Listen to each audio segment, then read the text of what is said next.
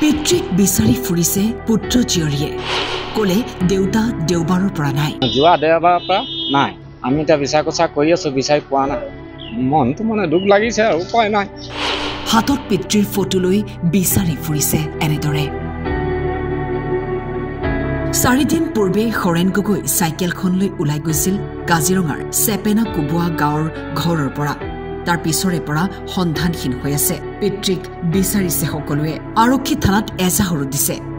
কিন্তু এতিয়ালৈকে একো এটা খবৰ লাভ কৰা নাই যোৱা দেওবাৰৰ পৰা নাই আমি এতিয়া বিচাৰ কোচা কৰি আছো বিচাৰি পোৱা নাই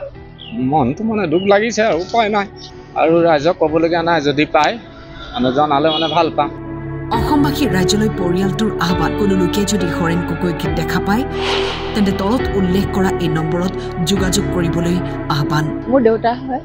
মই তেওঁৰ ছোৱালী দেউতা অকণমান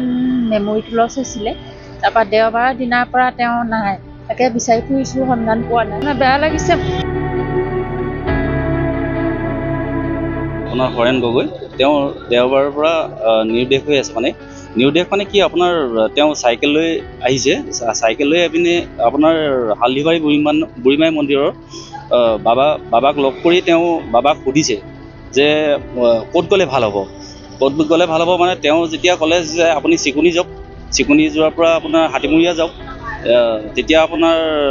বোলে মইতো আপোনাৰ অযোধ্যালৈকে গৈছোঁ বুলি কৈছে বাবাই মানে কৈছে মই অযোধ্যালৈকে গৈছোঁ কিন্তু বাবাক তেওঁ লগ ধৰিছে ব'লক আপুনিও ব'লক কিন্তু বাবাই ক'লে মই নাযাওঁ মই যাব নোৱাৰোঁ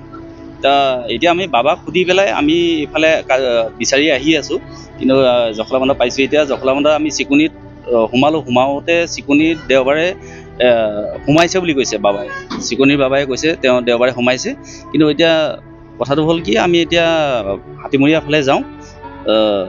তাত যদি পাওঁ কিবা সন্ধান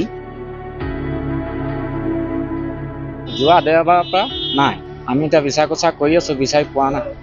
মনটো মানে দুখ লাগিছে আৰু উপায় নাই আৰু ৰাইজক ক'বলগীয়া নাই যদি পায় জনালে মানে ভাল পাম